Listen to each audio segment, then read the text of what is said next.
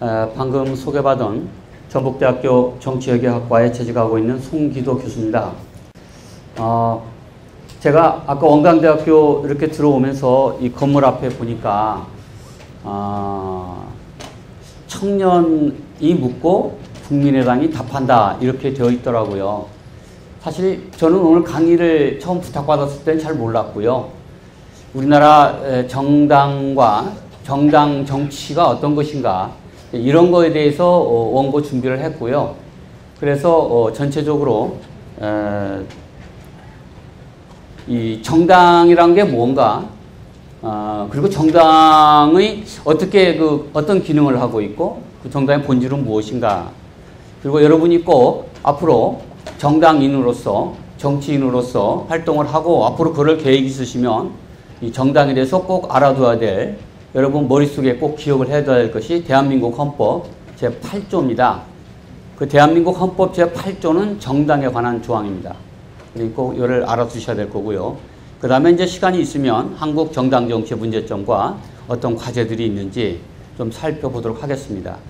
원래 이게 한 2시간 정도 이 강의할 걸 준비했는데 오늘 저한테 좀 줄었어요.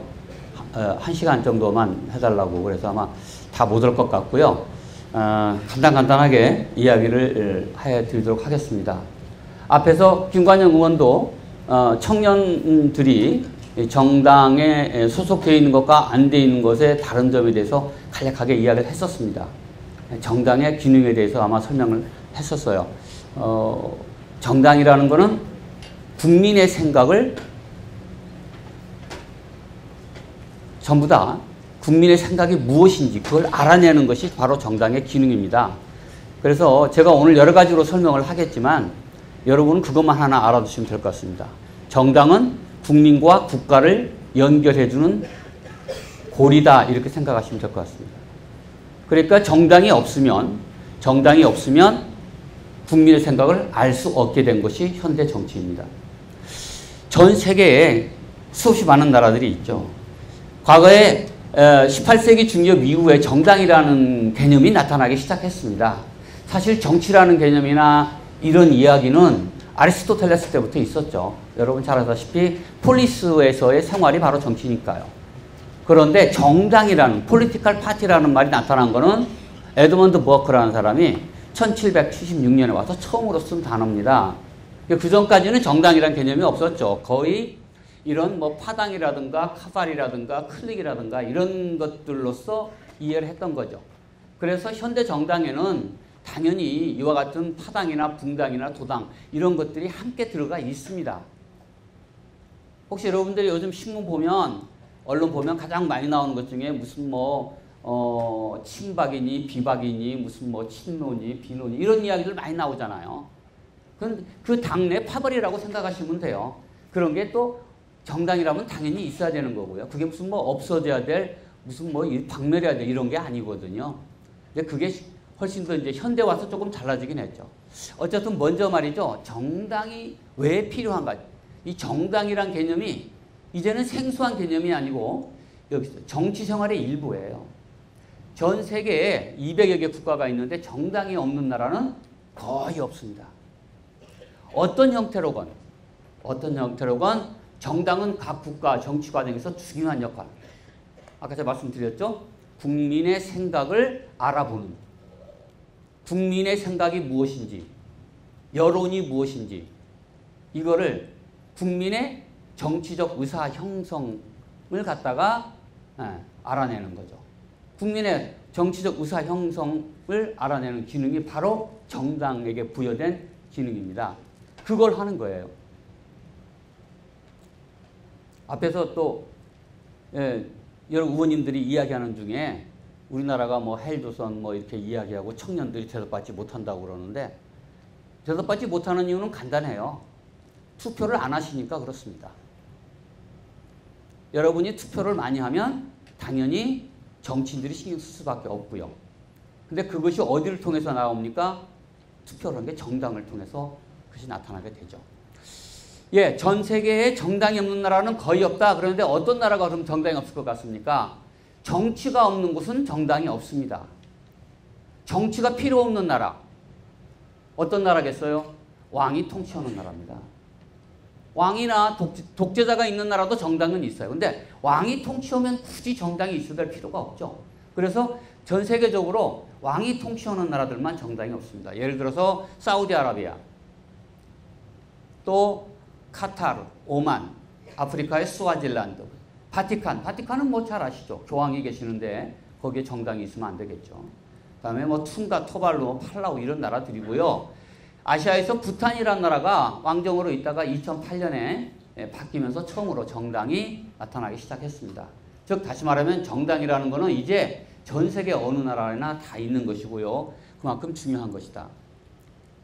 제가 대한민국 헌법 제8조에 대해서 여러분이 또 좀 더 설명을 하겠습니다만 꼭 외워두시라고 그랬는데 이것도 역시 마찬가지죠. 대한민국 헌법 제1조. 여러분 뭐 너무 잘 아시는 것이죠. 대한민국은 민주공화국이다. 대한민국 헌법 제1조 1항입니다. 아마 제가 알기로는 유승민 의원인가요? 새누리당의 원내대표다가 거기서 아마 좀 괘씸죄로 쫓겨갖고 겨우겨우 다시 국회의원 됐는데 전국적인 스타가 됐죠. 그리고 새누리당에서 차기 대통령 후보로도 언급이 되고 있는 사람입니다. 그 사람을 유명하게 만든 말은 딱 이 말이에요. 대한민국은 민주공화국이다. 대한민국 헌법 제1조 1항입니다. 여기에서 민주라는 말은 다 아시니까 놔두고 공화국이라는 말이 무슨 말인지 아십니까? 계급이 없다 그런 뜻입니다. 왕이나 귀족이 없는 곳 이게 바로 공화국입니다.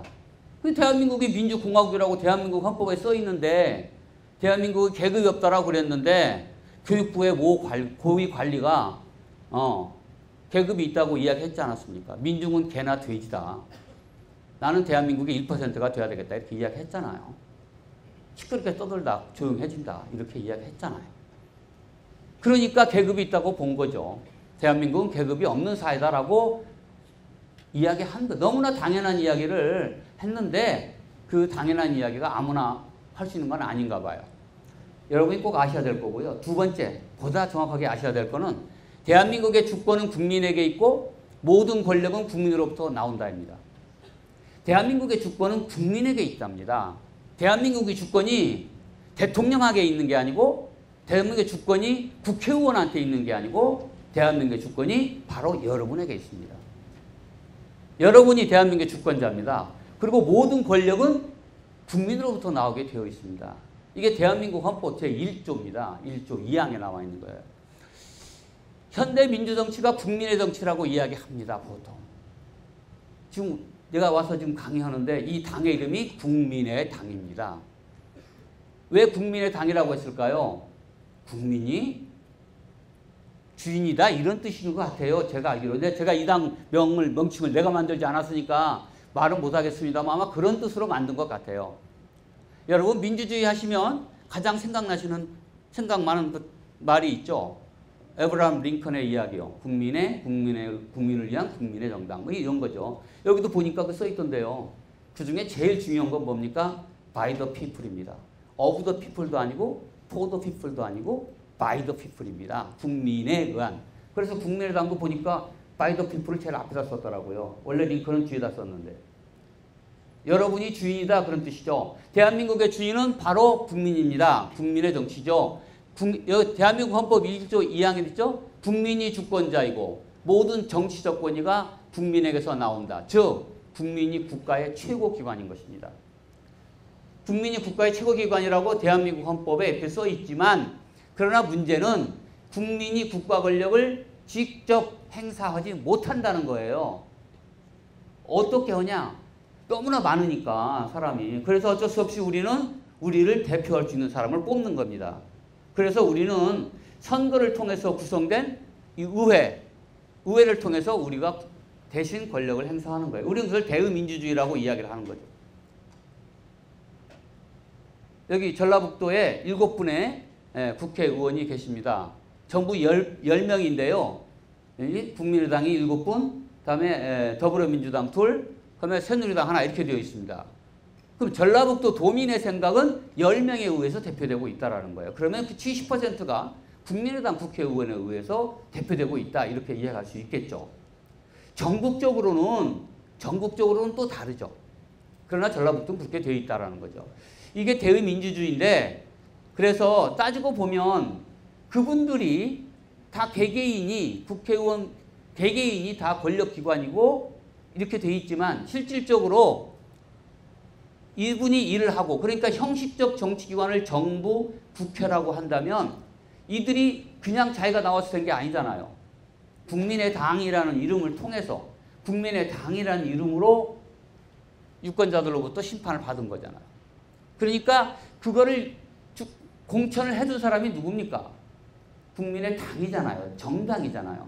그러니까 실질적 정치기관은 정당이라는 거예요.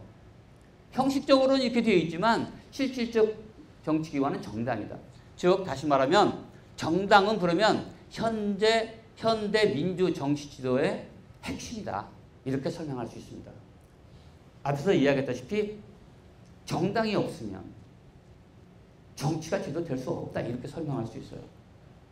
시그문드 노이만이라는 학자는요, 이렇게 이야기했어요. 정당이란 라이프라인 오브 모던 팔리틱스 이렇게 이야기했습니다. 현대 정치의 생명선이다 이렇게 이야기한 거예요. 정당이 없으면 정치가 이루어질 수 없다. 이게 국민의 생각을 어떻게 아냐라는 거예요. 알 수 없다라는 거예요. 과거에는 말이죠. 과거 19세기까지는 주로 무슨 돈 많고 교양 있고 이런 사람들만 정치를 했어요. 귀족들이나 이런 사람들만. 그래서 주로 그 사람들이 저명인사, 명망가들이 선출된 명망가 민주정치였어요. 19세기에는. 그러나 20세기에 들어오면서 모든 사람이 다 하나씩 투표권을 갖게 되는 보통선거제가 실시가 됐습니다. 지금 우리는 당연히 여러분들 저 나이 18세, 지금 19세가 넘으면 당연히 투표권이 나오고 선거를 하게 되죠. 그러니까 당연하게 생각하는데 사실은 우리는 해방 이후에 자연스럽게 서구에 가장 발달된 이런 정치제도를 받아들인 거죠. 그 결과죠. 영국만 해도 1832년 제1차 선거법이 개정이 있었습니다. 1832년에 처음으로 선거법 개정을 했는데 그 전까지 전체 영국 사람의 4%만이 투표권을 가지고 있었어요. 1차 선거법을 바꿔갖고 7%로 늘어난 거예요. 1832년. 그리고 1868년에 2차 선거법, 그래갖고 3차, 4차, 5차, 5차까지 간 게 1927년에 와서 전체 영국 국민의 70%가 투표권을 갖게 된 거예요. 오늘날과 같이. 우리도 별로 차이 안 나요. 사실 따지고 보면. 그런데 그렇게 100년 동안 해갖고 얻어온 건데 우리는 이제 그런 생각이 없으니까 그냥 그런 거죠. 이게 다 보통선거제가 실시됨으로써 모든 국민이 국가의 정치적 의사행성에 평등하게 참여하게 됐다라는 거예요. 그래서 대중적 민주주의로 바뀌었다. 실질적으로 정치를 결정하는 것은 총체로서의 국민이나 대중도 아니고 정당이라는 겁니다. 그래서 이거를 현대 정치는 대의 정치인 동시에 정당 정치다. 이렇게 설명할 수 있겠습니다. 방대한 유권자. 아까 대한민국 헌법 제1조 2항에 이야기했죠. 주권이 국민에게 있고 모든 권력은 국민으로부터 나온다. 예, 그렇죠. 유권자, 그 사람들이 주인이고 엄청나게 큰 힘이죠. 그러나 말이죠. 유권자 한 사람 한 사람 아무 힘 없어요. 아무 힘 없어요. 어떻게 알아요? 누가 누군지. 유권자 한 사람 한 사람이 개별적인 존재는 굉장히 무력하죠.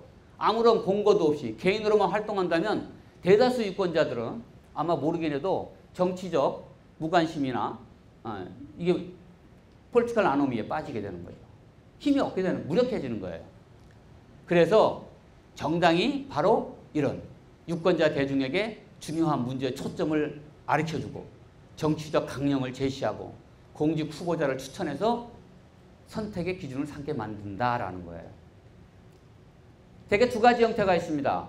양당제 국가에서는 큰 정당이 두 개 있어서 서로 대별되게 되는 거고, 그래서 대개 이제 그들 국가의 선택은, 국민들 선택은 둘 중에 하나죠.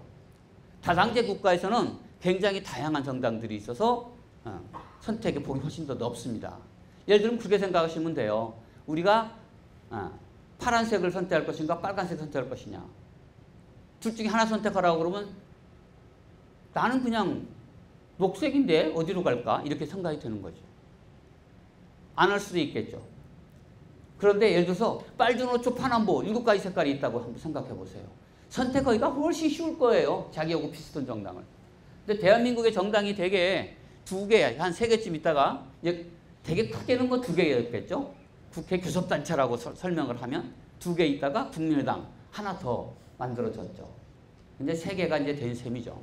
어쨌든 이때까지 2016년 이전까지 보면 되게 이제 이렇게 설명할 수 있을 것 같아요. 우리나라에서 정당들이 서로 대결 구도로 가면서 이 국민들에게 이 문제의 초점을 제시한 거죠.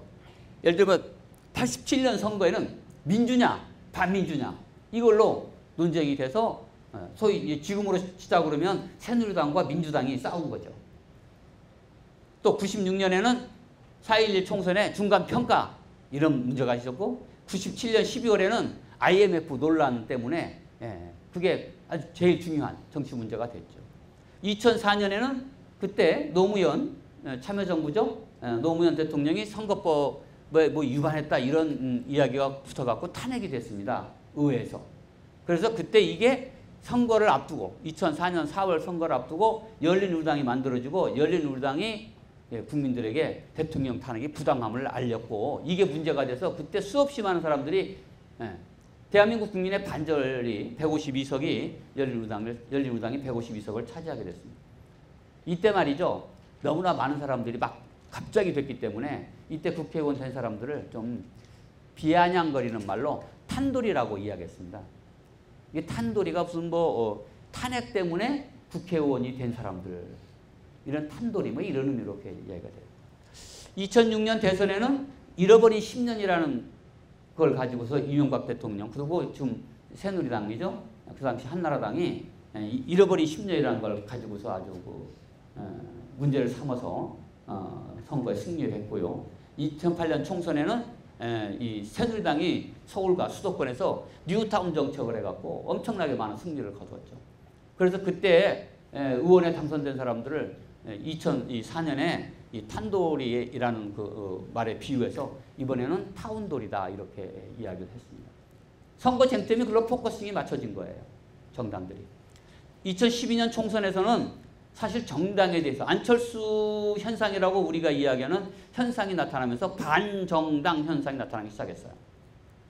정당에 대해서 국민들이 이거는 더 이상 기능을 제대로 못하지 않느냐라고 이야기를 한 거죠. 안철수 의원도 그 당시 상당 부분 이걸 이야기를 했고요. 그래서 사실은 2012년 총선에서 반한나라, 비민주 이렇게 문제가 집약이 됐죠. 한나라당에는 반대. 이렇게 나라를 엉망으로 만든 정당에 대해서는 더 이상 정권을 맡기는 게 어렵겠다라고 이야기를 해갖고 그렇다고 민주당이 또 잘하냐 이것도 아니다. 그래서 반한나라 비민주 그랬더니 갑자기 어떻게 됐어요? 한나라가 새누리당으로 변신을 했어요. 지금 새누리당이죠. 그러면 한나라당하고 새누리당하고 바뀐 게 뭘까요? 내용으로는 바뀐 거 하나도 거의 없다고 저는 생각합니다. 실제 없고요. 바깥으로 바뀐 거 굉장히 많죠. 그 전까지 절대 우리 한국 사회에서 쓰지 않았던 색깔인 빨간색을 쓰기 시작했어요.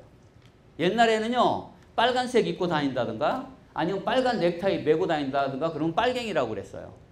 굉장히 위험했죠. 어디 가서 빨간 손수건 흔들면 굉장히 위험한. 요즘은 빨갱이라고 안 합니다. 다 종북이라고 이야기하죠. 왜 종북이라고 그럴까요? 갑자기 빨갱이란 좋은 말이 있는데 새누리당이 집권여당이기 때문에 그렇습니다. 저는 그렇게 생각해요. 제가 뭐 일일이 다 확인해 본 건 아닙니다만 빨갱이란 말이 없어지고 대신 종북이란 말이 생겼어요. 왜? 새누리당이 빨갱이에요 지금. 다 빨간색으로 입고 나와요. 선거 때 되면 빨간 거 입고 나오고 뭐 같이 운동도 하고 아주 바뀌었어요. 젊은 사람들의 마음을 얻기 위해서 그러는지 몰라도 완전히 바뀌었습니다. 그래서 요새 무슨 뭐 저 TV에 보면 예능 프로 나오듯이 아주 예능하듯이 이렇게 정치가 예능화되는 조금 씁쓸한 맛은 있습니다. 어쨌든 새누리당하고 바꾸면서 당명도 바꾸고 옷도 바꾸고 기호도 바꾸고 밖에 보이는 건 다 바꿨어요. 그 바람에 사람들은 깜빡 아 이게 바뀌었구나 생각하고 찍어서 새누리당이 승리하게 되는 그런 결과를 가져왔죠. 이번 선거는 2016년 선거는 뭡니까? 달랐죠. 이제 아직 저는 조금 이게 그러니까 이제 양당 이 두 개 정당에 대해서 사람들이 가지고 있는 반발 그걸 국민의당이 일부 흡수를 했죠. 그런데 또 전국적으로는 정권 교체에 대한 희망 그게 민주당으로 갔죠. 그게 이렇게 중첩적으로 나타난 것이 지난 2016년 선거다라고 생각이 듭니다. 정당이 이런 문제에 초점을 집약시켜서 국민들에게 가르쳐주는 거예요. 앞에서 김관영 의원도 잠깐 이야기를 했는데 국민 대중을 조직화하고 통일화하고 가치화시켜야 되는 거예요. 이걸 누가 하냐? 정당이 하는 겁니다. 에? 국민 대중의 이익이 이건 뭡니까? 사적 이익 아닙니까? 몇 사람이 모여서 또는 몇 개 집단이 모여서 익산 시민에 사는 사람, 영동동에 사는 사람의 이익은 그 사람들의 이익이에요. 근데 그게 의회를 통해서 법제화되고 이렇게 되면 국가적 이익으로 바뀌는 거예요. 그러니까 여러분들은 국민당 당원이신 여러분들, 청년 여러분들은 사실 그냥 밖에 있는 청년들보다 훨씬 더 한 발 더 가까이 그런 일을 할 수 있는 자리에 들어와 있는 거라고 생각하시면 됩니다. 왜? 정당이 그렇게 중요한 거죠. 그런데 그동안 말이죠. 대한민국의 이승만 정권, 박정희 정권, 전두환 정권 다 할 것 없이 그 다음에 대한민국의 많은 보수 언론들이 정당이나 정치 이런 거를 굉장히 더러운 걸로 생각을 많이 해요. 아무나 하는 걸로 생각하고요. 아닙니다. 정치는 대한민국 모든 국민에게 영향이 가는 거기 때문에 정말 전문가들이 해야 되고요. 직업으로서 정치를 해야 되고요. 막스 베버가 이야기한 것처럼. 정말 잘해야 돼요. 근데 옛날에 그냥 정치하는데 뭐 박정희 시대 때 전두환 때는 뭐 군인들 있다가 저녁할 때쯤 되면 사령 총참모당 안 되고 그러면 국회의원이나 한번 하지. 그럼 국회의원 하고 그랬죠. 그게 뭐 하겠어요, 국회의원 할 적에. 말이 안 되는 거죠. 그런 일들이 벌어졌었죠, 사실. 그래서, 국회의원 중에 물론 자질 안 되는 사람이 있습니다. 자질 안 되는 사람 많아요. 근데 그냥 그것만 있는 것처럼 언론에다 써버리니까 대한민국 국민들 머릿속에 정치한다고 그러면 사람들이 말려요. 아니, 왜 그 지저분한데 시궁창 같은 데를 들어가려고 그러세요, 교수님. 뭐 이런 이야기하고 그러는데. 난 정말 이해가 안 돼요. 혹시 여러분들이 청년 여러분들이 정당에 가입한다. 나 정치 한번 해봐야 되겠다. 그러면 혹시 주위에서 그런 말 안 들으셨어요? 야야야 뭐 그런 거래. 그냥 공부나 하지. 취직이나 하지 이런 말이에요. 제가 정치 외교학과에 재직하고 있으면서 우리 학생들한테 맨날 그럽니다. 야 너희들 취직 말고 정치해. 당 만들어 청년당. 지방의회부터 너희들 나가서 뛰어. 아니 전문가가 뛰어야 되죠. 왜 대한민국은 29살 먹은 26살 먹은 국회의원이 왜 안 나옵니까? 왜 청년당원의 대표가 왜 40살 먹은 사람이 청년당원 대표입니까? 아니죠. 21살 대한민국의 국회의원은 26살부터 하면 돼요. 25세 이상이니까. 25살 20대가 해야 되죠. 20대 국회의원이 없잖아요. 30대도 없고요. 거의. 그러니 그 사람들 이익이 대변이 안 되잖아요. 대한민국 국회의원에 60대는 많잖아요. 그러니까 그 사람들 이익은 대변이 되잖아요. 앞으로 무조건 젊은 사람 나오면 찍어버려요. 그냥. 탕 보지 말고 그냥 찍으세요. 일단 젊은 사람한테. 만약에 25살, 26살 먹은 사람이 내가 한번 해보겠습니다. 그러면 찍어줘야 돼요. 그래야지 청년이 삽니다. 청년의 목소리가 대변된다 이런 이야기예요. 청년은 조직화시키고 통일화시키고 가치화시키는 거. 이 일을 정당이 해야 되고 정당이 어떻게 하느냐는 물론 아까 뭐 이게 안 되죠. 조직화되지 않은 여론, 가치화되지 않은 여론. 이거 뭐야? 이게 민중의 소리입니다. 민중의 소리를 뭐라고 그래요? 개, 돼지 소리라고 그래요. 개나 돼지 소리 이거 조금 시간 지나면 잠잠해지잖아요. 개나 돼지 소리 들어보셨어요? 이거 매지가이라고 아세요? 이 그림 보시면 이게 무슨 그림인지 아세요? 이게 아마 혹시 여러분들 어릴 적에 한 번 봤는지 모르겠어요. 무슨 책받침 같은데 이렇게 해갖고 매지가이라고 그래서 눈 이상하게 힘을 갖게 뜨고 이렇게 싹 쳐다보면 이게 입체로 나타나는 그림입니다. 이게 지금 이 그림에는요 한 아리따운 여인이 파라솔을 들고 나무 밑에서 햇볕 이게 있는데 파라솔 들고 이렇게 서 있는 그림입니다. 이거요? 아니 그만 보세요. 이거 뭐 눈 쓴다고 지금 괜히 눈만 배려요. 이거 안 보여요. 잘 이거. 이거 잘 안 보입니다. 내가 설명 해드렸어요. 이걸 어떻게 하면 그럼 볼 수 있다고요? 눈을 약간 살짝 뜨고 이렇게? 이거 어려우니까. 그럼 뭐 해요? 이게 국민의 소리예요. 이 앞에 정당이라는 프리즘이 딱 서지면 이게 그림이 보이는 거예요. 정당이 그 역할을 하는 거다라고 설명할 수 있습니다. 제가 앞에서 잠깐 이야기했는데요. 정당은 국가와 사회를 연결해주는 다리입니다. 바커라는 학자가 이렇게 이야기했어요. 정당은 한쪽 끝이 사회에 닿아 있고 다른 한쪽 끝이 국가에 닿아 있는 교량이다. 이 교량이 없으면 못 건너가요. 이게 국민의 생각이에요. 요거 국가로 넘겨주는 거예요. 더 쉽게 말하면 정당은요 아이디어 브로커입니다. 여러분 브로커 아시죠? 그냥 조금 나이 드신 분들 쓰는 말로 브로커. 중간에 뭐 소개해주고 돈 뜯어먹고 하는 사람들. 여러분들이 학교 옆에서 방 구하려고 그러면 어디 갑니까? 복덕방 가죠. 복덕방을 가면 거기가 다 있어요. 어떤 방은 얼마, 어떤 얼마. 그래서 쉽게 해결이 되잖아요. 거기 손 조금 두전 주고. 그게 정당이에요. 국민의 생각을 이렇게 연결해 주는 거예요. 국가로. 근데 요즘 이제 IT 시대가 돼갖고 이 정당 역할이 좀 희미해진 거야. 사실은요. 이제는 복덕방 안 가잖아요. 무슨 복덕 인터넷 들어가서 내가 뭐 영광대학교 앞에 방 구한다 뭐 이렇게 하면 거기 착 나와요. 시대가 좀 바뀐 거죠. 정당의 기능을 일부분 지금 정보와 사회에서 가져가고 있다라고 생각을 하지만 그럼에도 불구하고 아직도 중요하다.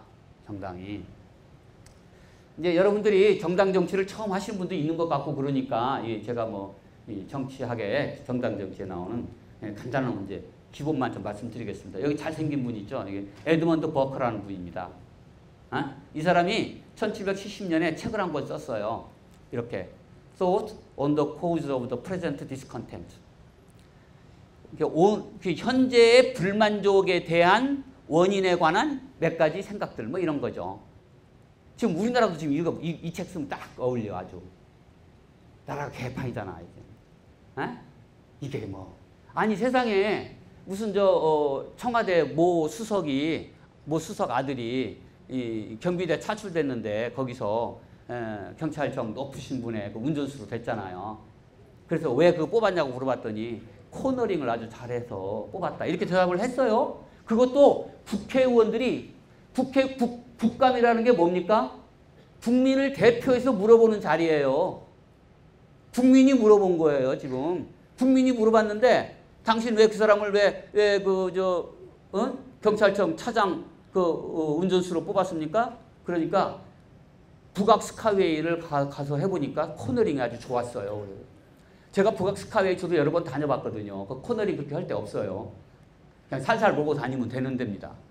근데 코너링을 잘했다. 제가 우리 학생들한테도 그랬어요. 여기서 군대 안 갔다 온 사람들 손 들어봐라. 너는 오늘부터 코너링을 열심히 해라.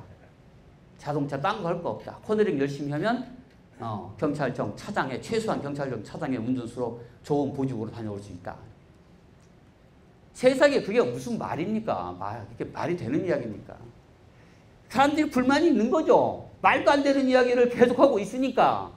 이때도 마찬가지예요. 계속 말도 안 되는 이야기. 1770년에 이 사람이 쉬그당이에요. 이 사람이 쉬그당인데 이때 이 에드먼드 버크가 이게 쳐니까 그 당시 조지 3세인데 조지 3세의 친구들 소위 조지 3세 친구들이 그 무슨 장관 무슨 뭐 해갖고 막 정치를 맘대로 하는 거야.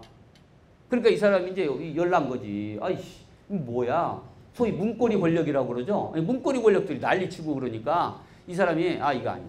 이 자식들은 문고리 권력들 이것들은 그럼 저건 뭐야 이 자식들은. 좋아. 정당이란 뭘까? 그럼 정당이란 말을 한번 써봤어요. 이렇게 썼어요.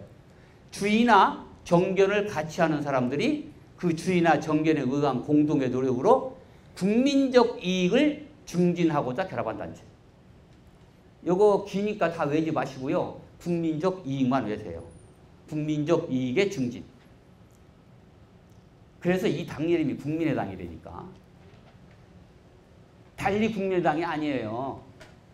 내가 볼 땐 그래. 내가 무슨 참 몰라요. 또 괜히 제가 또 뭐 이야기해갖고 국민의당 관계자 계시는데 뭐 다른 이유로 또 했는지 모르겠는데 내가 판단할 적엔 이 국민의당으로 한 이유는 다 이런 거예요. 국민적 이익을 증진시키는 정당이 되겠다 이런 거죠. 에드먼드 버크가 한 이야기예요.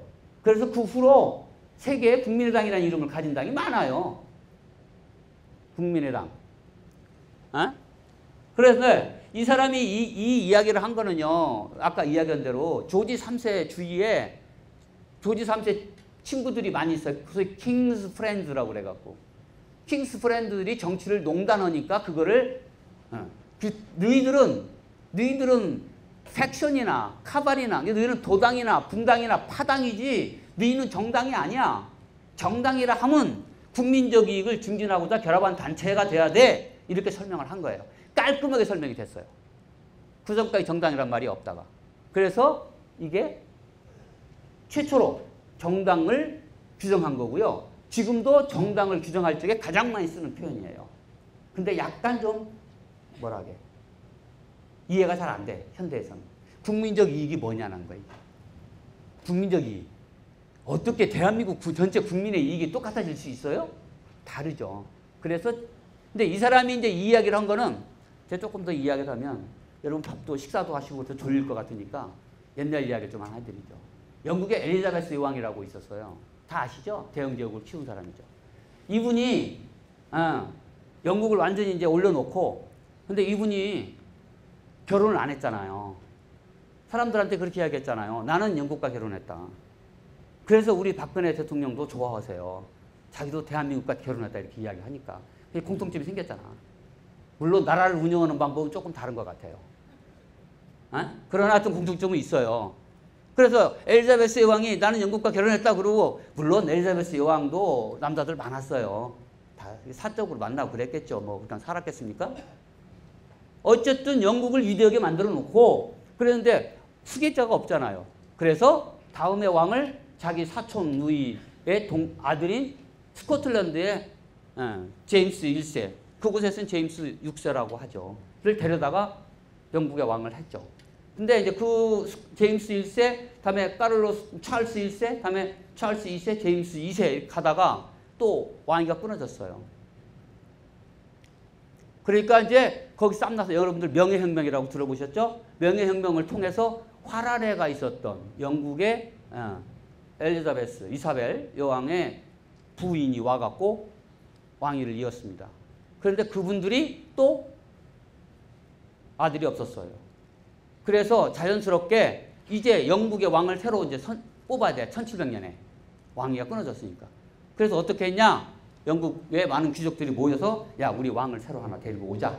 우리 영국의 왕의 피가 좀 섞인 사람. 뭐 이제 왕위 서열이라고 그래, 그거를. 그 서열이 1번, 2번, 3번, 4번 쭉 있죠. 근데 1번은 뭐가 문제가 있고 안 돼. 2번도 뭐가 안 돼. 3번도 안 돼. 그러다가 한 7, 8번쯤 가갖고 이 사람이 괜찮다.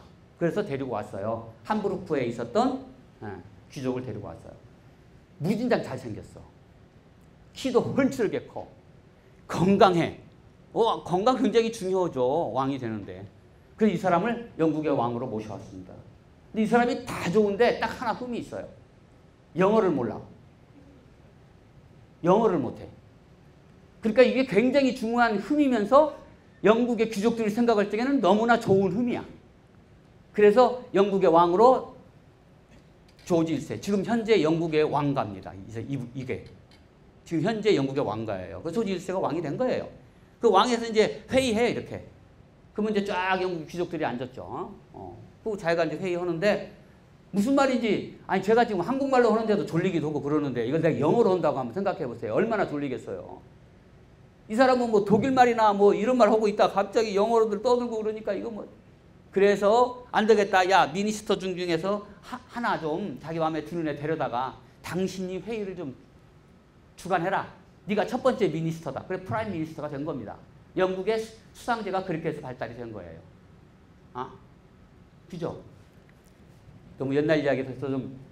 근데 그 아들 손자인 이 조지 3세, 조지 1세는 이제 그렇게 해서 이제 그렇게 살았죠. 그러니까 사냥이나 하고 우리말로 하면 강화도령이에요. 철종. 예를 들면 그렇게 살았는데 그 손자인 조지 3세는 다르잖아요. 자기는 영국에서 태어났지. 그랬는데 이것들이 자기 할 일을 우습게 한단 말이죠. 그러니까 자기가 왕이 되고 난 다음에 자기 이 가까운 친구들, 소위 킹스 프렌즈를 갖다가 요직에 앉히기 시작했고, 그렇게 하면서 하다 보니까 얘들이 이 왕편만 들고 지금 대한민국에 예를 들어서 새누리당에 그런 분들이 많죠. 우리 대통령님의 마음을 아프게 하면 안 된다라고 아주 그냥 이렇게 굳게 믿으시는 분들이 있잖아요. 그래서 단식도 하시고. 근데 단식을 좀, 이제 글쎄 나 단식 한 번도 안 해봐서 모르겠는데 옛날에 어떤 분은 막 20일도 하고 그러더만 이분은 좀 너무 작게 하는 것 같아. 난 그 좀 더 할 줄 알았어. 최소한 좀 국민들한테 어차피 보여주는 건데 너무 작게. 근데 내가 그 사람 건강을 내가 의사도 아니고 그러니까 체크 못 했는데 하여튼 좀 힘드셨나 봐요. 한마디로.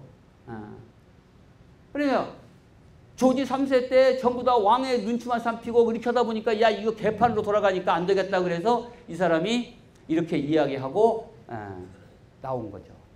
난 저는 지금도 비슷하다고 봐요. 우리나라도 계속 나오잖아요. 문고리 권력에 최순실이 또 정모 누구 권력을 합법적인 방법으로 정당을 통해서 이것이 유지가 돼야 되고, 합법적인 기관을 통해서 정상적인 기관을 통해서 권력이 유지가 되고 이렇게 돼야 되는데 그러지 않는단 말이죠. 이게 문제가 된다라는 거죠. 이 사람은요, 하나만 얘기할게요. 더 웃기는 거는 그래갖고 국회의원 출마했는데 떨어졌어. 이렇게 해놓고.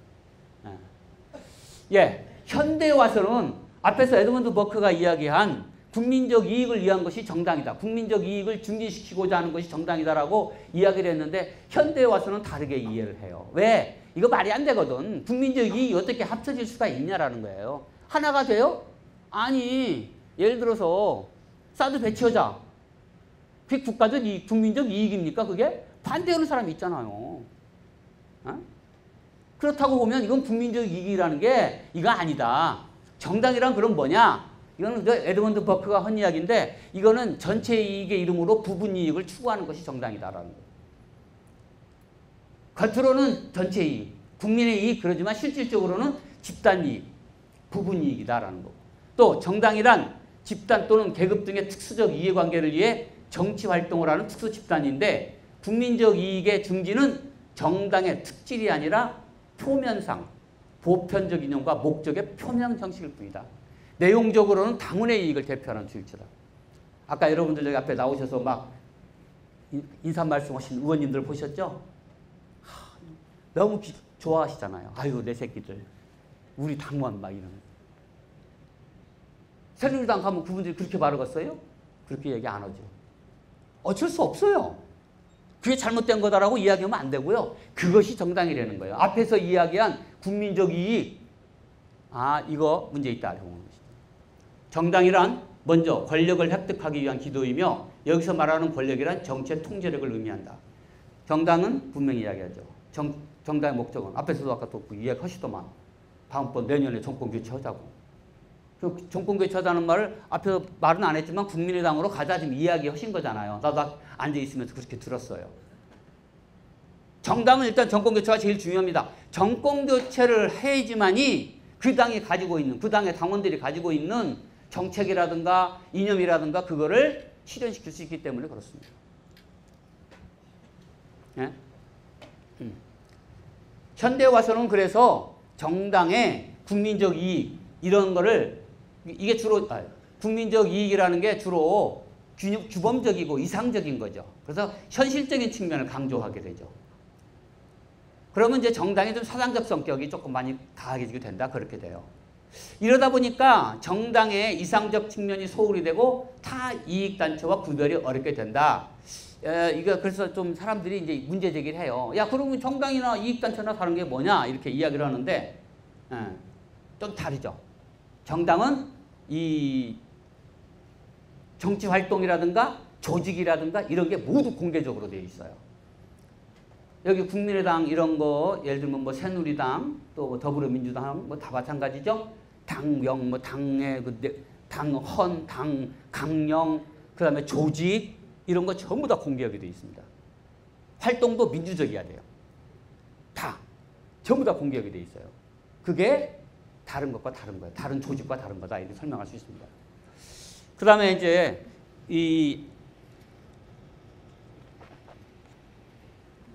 제가 이제 정당이 국민적 이제 이익을 위한 거다라고 하는데 현대민주는 국민의 정치니까 국민의 이익의 증진 이거가 어렵다라고 했는데 사실 국제적 문제에 대한 정당의 활동 또는 선거법 과정에서 정당의 노력 이런 거는 사실 국민적 이익에 봉사하는 면도 있습니다. 특히 우리나라가 남북 분단이 되어 있기 때문에 북한 문제와 관련돼서는 대다수 정당들이 일단 같이 합니다. 의견이 거의 안 나눠져요. 많이 안 나눠집니다. 그러나 민족적, 계급적, 종파적 또는 지방적 집단들의 이익에 보다 많이 이바지한다라는 거예요. 이거 어쩔 수 없다라는 거예요. 이게 정당에. 예를 들어서 이제 평민당에 옛날에 평민당이라고 지금 더불어민주당 전신이죠. 옛날에 그 김대중 대통령 지금 돌아가신 고 대통령께서 이끌었던 정당이죠. 아무리 합리적인 결정이라도 이 평민당 여기 이 지역이죠. 요즘으로 보면 여기 국민당, 국민의당이 아무리 국가적 이익을 위한다고 하지만 이 호남 지역에 반하는 정책적 결정을 함부로 못합니다. 왜? 지역 기반이 허물어져요. 굉장히 중요합니다. 국민의당은 예를 들어서 보면 전라북도니까 여기 뭐 외부에서 오신 분도 있지만 전라북도 그러면 그냥 한 30년 전부터 계속 새만금 그러고 자랐어요. 지금 30살 안 된 전라북도 애들은 새만금 그러면 무슨 게 먹는 건지 알 거예요 아마. 하도 새만금 들어갔고 새만금 그래. 새만금에 전북에 꿈이 있다. 새만금에 전북에 희망이 있다. 새만금에 전북에 미래가 달렸다. 그런데 펼쳐지지가 않는 거야. 노태우 대통령 때 그때 와갖고 선거 대통령 공약으로 새만금 하겠다고 그러고 30년 지났는데 아직도 이제 겨우 물막이 끝났어요. 제 생각에 앞으로 한 30년 더 해야 되는데 국민의당에 계신 분들이 열심히 하면 빨라질 수 있죠.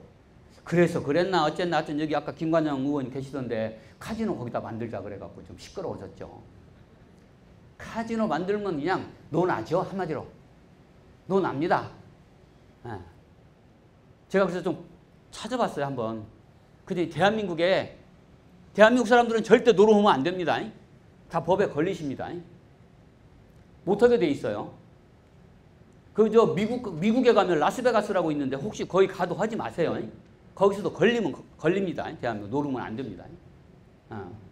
아무 데서도 못하게 돼 있어요. 단 한 군데. 어디? 강원랜드라고 있어요. 거기서만 합법적으로 할 수 있습니다. 여러분이 그냥 동네 친구들이랑 밥 먹다가 심심풀이로 고스톱 한 판 뭐 100원짜리 치다가 걸리면 그것도 불법 도박입니다. 걸리게 돼 있어요. 걸면 걸리게 돼 있는 거예요. 합법적으로 안 걸리게 돼 있는 게 강원랜드예요. 그러니까 딴 데 가서 다 하다 걸려갖고 뭐 연예인들 많이 걸렸잖아요. 어디 필리핀 가서 하다 걸린 사람 뭐 어디 가서 하다 걸린 사람 뭐 다. 어디 가서 혹시 홍콩 갔다가 어디 마카오 갔다가 잠깐 모르고 잠깐 했다고 그래서 했다 소리 하지 마세요. 그냥 돈 딴 걸로 만져보셔야지. 돈 땄다고 좋다고 주위에다 이야기하고 다니다가 나중에 여러분 큰일 하려고 하시게 일 복잡하게 됩니다. 절대 근데 김관영 의원이 여기다 카지노 만들자고 그래요. 근데 놀라운 거는 카지노 수익이 대한민국에 합법적으로 되어 있는 게 전부 17곳입니다. 강원랜드 하나 있고 나머지 16곳은 전국에 산지에 있습니다. 제주도, 서울, 인천 이렇게 있습니다. 그런데 나머지 16곳은 외국인만 들어가는 곳입니다. 근데 전체 수익이 강원랜드 하나가 나머지 전체보다 더 많아요. 강원랜드 하나만 1조 6천억입니다. 1년 수익이. 나머지 다 합쳐봐야 1조 3천억밖에 안 돼요. 그러니까 이거 하나 지면 논하죠. 논하긴 납니다.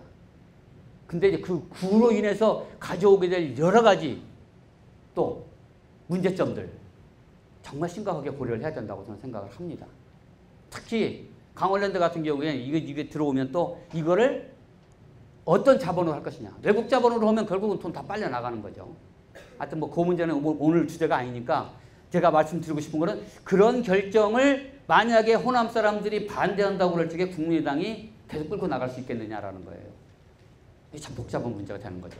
그래서 대개 지역 결정에 반하는 결정을 쉽게 할 수 없다라고 이야기를 할 수가 있는 거죠. 또 민족적인 거죠. 벨기에 같은 경우에 완전히 나라가 둘로 나눠져 있어요. 프랑스어 쓰는 나라. 둘로 딱 나눠갖고 남쪽, 북쪽. 북쪽은 화란어 쓰고 남쪽은 불어 씁니다. 그래갖고 정당도 달라요. 완전히.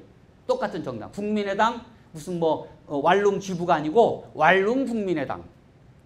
그다음에 프랑스 국민의당. 뭐 이런 식으로 벨기에 국민의당. 이게 다르게 돼 있습니다. 계급적, 노동당, 보수당, 공산당. 이거 계급적 이익을 원하는 거죠. 국민적 이익이 아니에요. 그러나 현대에는 다 이렇게 되어 있죠. 노동당, 노동자들의 이익을 위한 거죠. 공산당, 프롤레타리아의 이익을 위한 거죠. 국민적 이익이라고 안 돼 있죠. 그죠? 보수당, 되게 보수당이 국민적 이익? 아니요. 지금 정경련 해체해야 된다고 그러는데 좀 가진 자들을 위한 정당이 보수당이라고 보통 우리가 이해를 할 수가 있겠죠. 또 종파적인 거 있죠. 기독교 민주당. 이런 당. 지방적 이익. 여긴 뭐 스페인의 카탈루냐라든가 뭐 영국의 스코틀랜드, 우리나라 평민당, 민주당, 공화당 뭐 말할 필요가 없죠. 외국도 심합니다. 이런 거. 근데 이게 무슨 이야기냐. 정당이 국민적 이익이기보다는 부분적 이익을 중시하고 있다라고 설명할 수 있겠습니다. 앞에 정당이 그러면 정당의 공당성은 이렇게 이야기합니다. 정치운동의 자유가 허용되고 정치 결사, 집회, 언론 자유가 보장되어 있다는 점. 즉 정당 조직 그 자체의 공적성에 있다라고 설명할 수 있겠습니다. 요거 시간이 없으니까 제가 요거를 좀 선택을 정당의 본질에 대해서 좀 설명을 하도록 하겠습니다. 정당은요, 이제 뭐 이게 다 하려고 그러면 시간이 너무 많으니까 간단하게 요거는 좀 꼭 알고 가시면 좋겠습니다. 제가 이때까지 설명하고자 하는 게 정당의 기본적으로 정당이 뭔가라는 거예요. 정당은 기본적으로 파티라는 건데 폴리티컬 파티의 파티가 라틴어의 파르스 또는 분할하다라는 파르티레에서 나온 말입니다. 여러분 파티션 아시죠? 사무실 가면 나누는 거. 그 거기서 나온 말이에요. 나누다. 즉 정당이라는 말은 부분이다라는 뜻입니다. 부분이다. 어원상 정당은 전체가 아니라 부분을 의미합니다. 따라서 정당은 부분이지만 전체를 전제로 한 부분이다라고 설명할 수 있습니다. 정당은 부분 없이는 성립되지 않으며 따라서 부분이라 해서 전체와 배반된다는 논리는 성립되지 않는다. 즉 전체 속의 일부분이 정당의 본질적 측면이라는 거예요. 그러니까 정당이 전체가 있으면 죄송합니다. 정당이 전체가 있으면 이거를 딱 잘라갖고 띄어져 나와갖고 전체에 대항하는 부분, 이 부분이 아니고 전체 속의 일부분, 전체를 이루는 부분이 합쳐져갖고 전체가 되는 것이죠. 그것이 정당이라는 거예요. 그게 정당의 본질적인 측면이라는 거예요. 그래서 부분성을 잃지 않으면 지니면서도 전체와 조화를 저버리지 않고 전체의 통합에 참여하면서 부분을 잃지 않는 데서 정당의 의미가 있다. 즉 다른 부분과 관계를 맺고 대립하고 협력하는 존재가 정당이라는 거예요. 여러분이 근데 국회에서 보세요. 사태 지르고 싸우고 나가고 막 그러잖아요. 맨날 요새. 옛날에 그래갖고 무슨 뭐 동물국회니 어쩌니 그랬는데 지금은 또 식물국회 하다가 요즘은 이제 새누리당이 이제 안 되는지 난 집권여당이 그렇게 하는 것도 처음 봤어요. 집권여당이 국감도 막 안 하겠다고 그러고 이게 지금 집권여당 대표가 단식 들어가고 이거는 아마 세계사에 유례없는 한국적 정당의 나중에 특징 내가 이렇게 또 강의하게 될지 모르겠어요. 참 복잡한 문제죠. 정당은 일부분이니까 다른 부분과의 관계를 맺고 대립하는 그런 존재다. 이거 굉장히 중요한 얘기가 될 것 같습니다. 민주사회에서 2개 이상의 정당이 존재하는 것은 복수정당제죠. 그래서 당연하게 인정이 되는 겁니다. 왜? 부분이니까요. 대한민국 헌법 제8조 1항이 바로 이걸 정하고 있습니다. 대한민국은 복수정당제를 보장한답니다. 두 개 이상 정당이 있어야 되는 거죠. 어원적 의미에서 볼 때 복수정당은 당연한 현상이다. 국민 중에서 정치적 의견을 달리하는 사람들은 각각 상이한 정당을 조직하여 가입이 가능하다. 반대당의 존립을 허용치 않는 전체주의 국가 일당제는 그 자체가 모순이다. 경쟁하는 집단이 또 하나 있음으로써 정당은 진정한 의미의 정당이 된다라는 거죠. 새정치국민연합이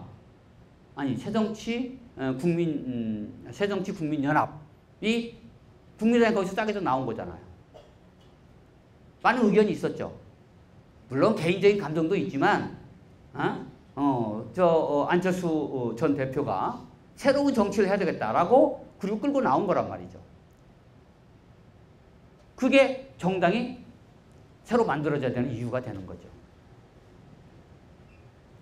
두 번째, 정당의 본질은 정당은 자주적 계속적인 조직단체라는 겁니다. 자주적이고 계속적이다. 정당 가입 여러분 들어갈 적에 뭐 친구가 뭐 가자 아니면 주위에 누가 이렇게 추천해서 가고 했죠. 근데 나갈 적에 어떻게 합니까? 나갈 적에 그냥 나가시면 됩니다. 나 그만해 그러고 나가면 돼요. 편해요.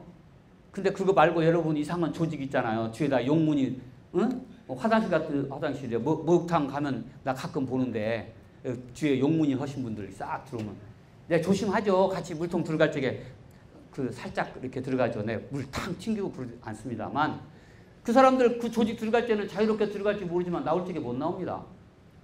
무슨 말이냐? 정당은 자주적인 단체라는 거예요. 자주적이라는 거예요. 왜? 정당이요. 정부가 국가 권력이 만들어낸 조직이 아니라는 거예요. 정당이 지배 권력이 자기 지배를 연속시키기 위해서 만든 조직이 아니고 그 지배 권력에 저항해서 만들어낸 조직이 정당이라는 거예요. 그러니까 전통적 지배 질서를 부정하고 정치 권력 구조를 민중의 정치 참여로 재편성하면서 나타난 것이 정당이라는 거예요. 그래서 정당은 정치 권력에 의해 하나의 공적인 국가기관으로 조직된 것이 아니고 지배층의 탄압 및 반감에 항거해서 사회 자체에 내재하는 정치적 요구를 조직함으로써 성립됐다. 그러니까 자유롭게 가입하고 탈퇴할 수 있다. 정부가 이걸 허락한다든가 뭐 인정한다든가 이게 아니에요. 정당은 그냥 모이면 돼요. 여기 계신 여러분들끼리 따로 모아서 야, 국민의당도 싫다 이거 해보니까 우리 청년당 하나 만들자. 이렇게 만들면 또 돼요. 간단합니다. 근데 물론 조직하는데 우리나라 정당법에 있는 전국의 5개 지역에 이제 지부를 준다든가 뭐 여러 가지 조건은 있지만 탈퇴와 가입이 자유롭다라는 거예요. 또 하나 특징은 정당은 계속적인 조직단체가 되는 거예요. 선거 때만 나타나고 이런 정당은 안 된다는 거야. 장기간에 걸쳐서 지속적으로 활동을 해야 된다는 겁니다. 혹시 지난번 여러분 총선 때 투표하신 분들은 보셨겠지만 우리나라 정당이 몇 개나 되시는지 아십니까? 20개입니다. 선거 때 보면 막 이렇게 쭉 길었어. 잘 생각해 보세요. 여러분이야 그냥 국민당 대충 찍었겠지만, 국민의당 후보 찍었겠지만 사실은 이렇게 굉장히 길었어요. 왜? 선거 때만 나와요. 대한민국의 정당이 국회에 교섭단체로 등록되어 있는 정당은 3개밖에 없습니다. 그런데 20개 이상 되는 정당이 있어요. 선거 때 나와요, 사람들. 혹시 이제 나이 드신 분들은 이분 다 압니다. 진복기 씨라고요. 1970년대 대통령 후보 나오고 이런 분이죠. 몇 번 나왔어요. 선거 때만 되면. 4년 동안 열심히 돈 벌어갖고 선거 때 되면 나오는 거예요. 그럼 다 쓰고 또 사는다 또 오고 막 이랬던 것 같아요. 이 사람은 이제 선거에 나오는 재미가 있었던 것 같아요. 이 사람 후보 통일은 북진통일. 부정선거 없도록 투표소에서 바로 개표. 과반수 얻지 못하면 3명 결선 투표. 신안앞바다에 보물이 있다. 이걸 캐내서 여러분 모두를 부자로 만들겠다. 대통령이 되면 전쟁을 일으켜서 북진통일을 성사시키겠다. 이거 뭐 이 사람 이야기해야 여러분이 잘 모르죠. 최근에 더 뜬 사람이 있어요. 허경영이라고. 이분은 아시겠죠? 유엔 본부를 판문점으로. 아니 이거 해준답니까 누가? 대단해 제가 지금. 8번 찍으면 팔자 핍니다. 이 사람 선거 공약 한번 이야기해 줄게요. 결혼하면 수당 1억 원 지급. 결혼 안 하신 분들은 아마 그 찍었으면 이 사람 대통령 됐으면 아마 1억 원씩 받았을 텐데. 출산 수당 3천만 원. 바이칼 호수 영구 임대하겠다. 러시아가 그걸 우리한테 판답니까? 징병제도 모병제도로 바꾸고 복무기간 6개월 단축. 65세 노인들에게 매달 50만 원씩 건국수당 지급. 이거 나이 좀 드신 분들은 아주 혹하죠. 우리 새누리당의 박근혜 대통령께서도 후보 때 65세 이상 노인한테 20만 원씩 돈 준다고 그래갖고 저도 홀깃해갖고 20만 원 받아볼까. 조금 있으면 나 65세 넘어가는데 이런 생각을 했던 적이 잠시나마 있었습니다. 이분은 50, 응? 고교생 대학 전공 한 과목만 시험 보게 한다. 말도 안 되죠. 세 번째, 정당의 본질은 정권 획득입니다. 정권의 획득률을 통해 정견을 실현시키는 정당이다. 그렇지 않으면 참된 정당이 아니다. 이렇게 설명한 거죠. 공약을 하죠. 공약. 정권 획득을 위해서 많은 공약을 합니다.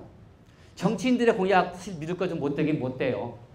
그런데 한 표라도 더 얻기 위해서 공약합니다. 어떤 사람이요. 국회의원이 나가서 국회의원 선거 나가서 막 사람한테 공약을 했어요. 제가 당선되면 여기에 다리를 하나 쫙 놓아드리겠습니다. 그러니까 보좌관이 빨리 뛰어 올라왔어요. 그래서 이야기했어요. 의원님 여기 강이 없어요. 그랬더니 너무 당황스럽죠. 강이 없다고 그러니까 다리를 놔준다고 그랬으니까. 그랬더니 의원이 다시 이야기했어요. 여러분 여기는 강이 없답니다. 제가 국회의원 되면 강을 하나 만들어 드리겠습니다. 이렇게 이제 공약을 했다고 그래요. 정치인 공약이라는 게 믿을 게 별로 못 되죠, 사실은. 그럼에도 불구하고 정당의 공약은 굉장히 중요합니다. 그래서 여러분들이 이제 국회의원들이나 아까 우리 정원율 시장도 와서 인사를 했습니다만 시민단체에서 이제 계속 체크하는 거야, 이제 또.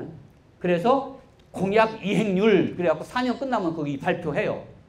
이 사람이 나오기 전에 공약한 거 몇 %. 그래서 이 사람은 85% 공약을 이행했다. 뭐 그렇게 하여튼 뭐 이야기를 합니다. 그만큼 정당은 어쨌든 간에 권력 획득. 이거 굉장히 중요하죠. 다음에 대한민국 헌법 제8조에 대해서 여러분들이 이거 외워두시는 게 좋을 것 같아요. 집에 가셔갖고 헌법 제1조하고 헌법 제8조. 딴 거는 그냥 가끔 책 들춰보시고 요거는 좀 외워두시기 바랍니다. 대한민국의 헌법에 가장 앞에 나와 있는 거예요. 정당이. 그만큼 중요하다고. 왜? 정당은 국민의 의사 형성을 만들어내는 곳이 바로 정당이기 때문에 그렇습니다. 대한민국 헌법 제8조. 8조가 4개 조항으로 되어 있습니다. 1조는 바로 헌법, 정당의 설립은 자유이며 복수정당제는 보장된다. 이렇게 설명했죠. 앞에서 정당의 본질에서 설명드렸죠. 정당은 부분적인 것이다. 그러니까 당연히 경쟁하는 또 하나 이상의 정당이 있어야 된다라는 거죠. 정당 설립의 자유라는 것은 국가 권력에 의해서 어떤 제한도 받지 않는다라는 걸 의미하는 거죠. 이게 복수정당제 보장, 정당 설립의 자유, 이게 대한민국 헌법 제1조에 들어가 있는. 이거는 전 세계의 거의 어느 나라나 다 마찬가지입니다. 두 번째 조항, 이것도 굉장히 중요한 조항인데요. 이게 이제 어찌 보면 이 정당의 목적, 조직 활동이 민주적이어야 된다라는 걸 갖다가 헌법에다가 명시해 놓은 거예요.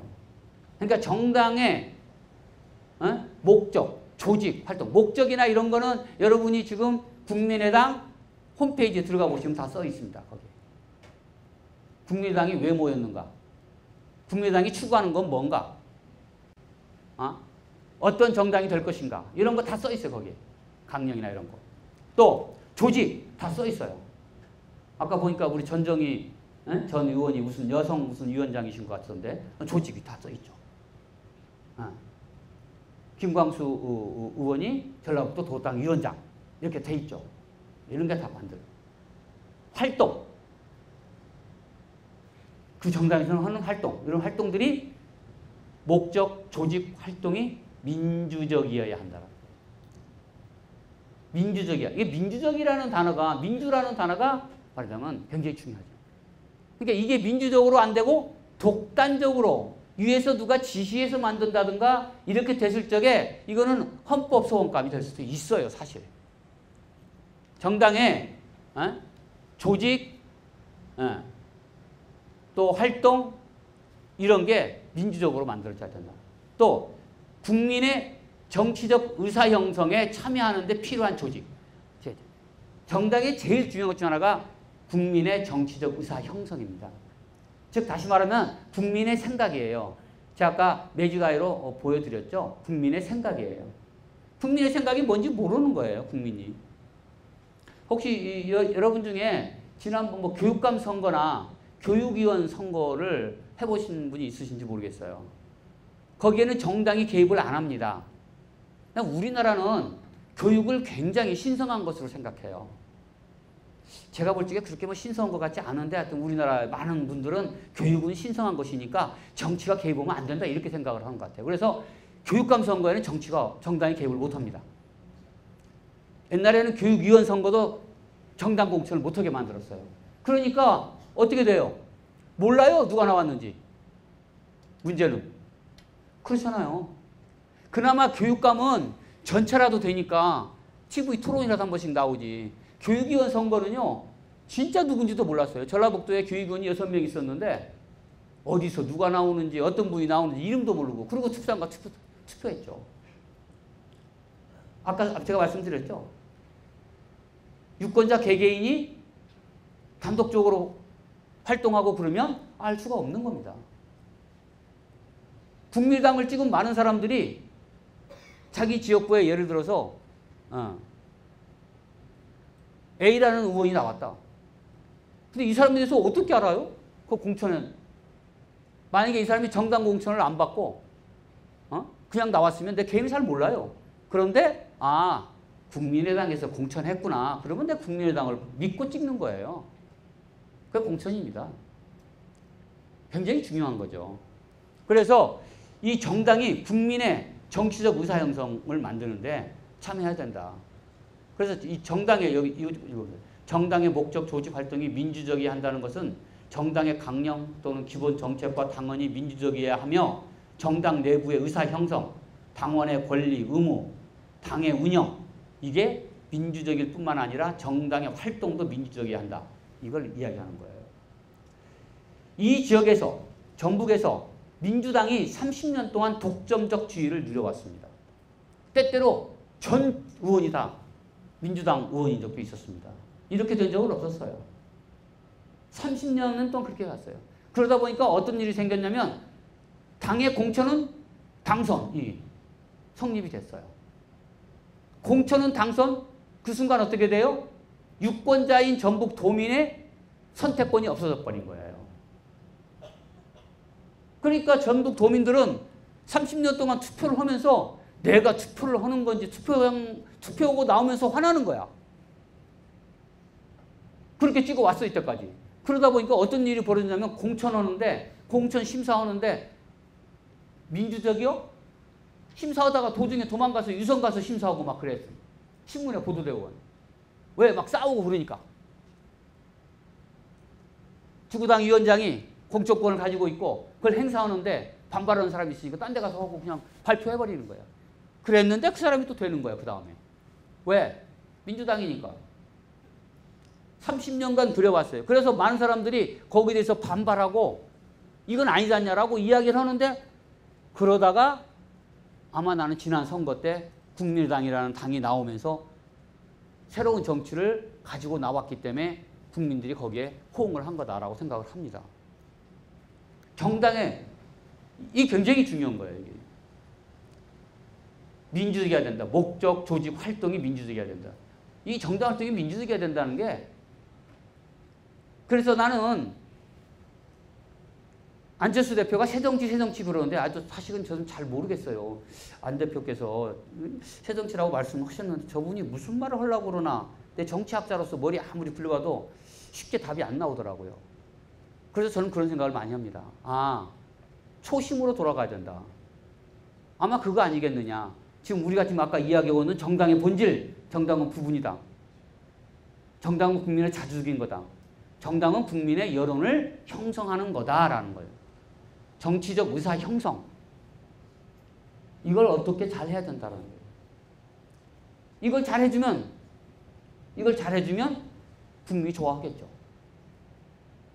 그런데 지난 30년 동안 전북 도민들은 내 의사가, 유권자들의 정치 의사가 반영이 됩니까? 반영이 안 되죠. 지금 새누리당 내부에서 반발이 일어나고 있는 것도 똑같은 현상이잖아요. 경북 도민들의, 그들 찍은 사람들의 생각이 잘 반영이 된다고 그렇게 안 보는 거죠. 소위 모르겠어요. 우리 이정현 대표께서도 단식하시면서 위에다가 이렇게 뭐 써놓고 국민을 위해서 뭐 한다고 하고 그랬는데, 내가 볼 적에 국민보다는 대통령 마음을 더 위하신 거 아닌가, 뭐 이런 개인적인 생각이 듭니다.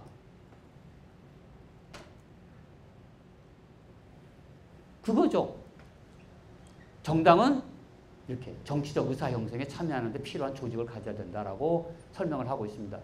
이 정당이 굉장히 중요하죠. 그래서 대한민국 헌법 제8조 3항입니다. 8조 3항은 정당을 국가가 그러면 어떻게 보호하겠다 이렇게 나온 겁니다. 대개 이 조항은요, 외국의 헌법은 별로 많지 않아요. 외국의 정당들은 이거를 잘 안 합니다. 근데 일부 국가에서 이렇게 좀 도와주고 있죠. 우리나라는 아주 명확하게 국가가 정당을 보호해야 한다라고 이렇게 하고 있어요. 이렇게 이야기하고 있죠. 정당은 법률이 정하는 바에 의하여 국가의 보호를 받으며, 이렇게. 국가는 법률이 정하는 바에 의하여 정당 운영에 필요한 자금을 보조할 수 있다. 야의 돈까지 대주는 거야, 이제. 이게 누구 돈입니까? 국민 세금이죠. 그러니까 국민 세금을 갖고 정당을 지원한다는 이야기는 무슨 이야기예요? 이게 국민의 의사 형성을 잘 해달라 그런 이야기입니다. 국민의 생각이 무엇인지 그걸 정당이 말해줘야지 되는 거예요. 그래야 우리나라가 좋은 나라가 돼가는 거예요. 그래서 국민의 세금으로 그걸 지원해 주는 거예요. 선거 때 여러 가지 방법이 있죠. 정당 운영자금의 국고 보조, 이 조항이 굉장히 여러 가지가 있죠. 예를 들면 선거 때 국민의당이 이번에 국회의원이 38명이 됐으면 또 국민의 그 지지 20 몇 %입니까? 받았으면 그 표수만큼 계산해갖고 줍니다. 국민 1인당 몇 원씩 계산해갖고 다 줍니다. 정당에.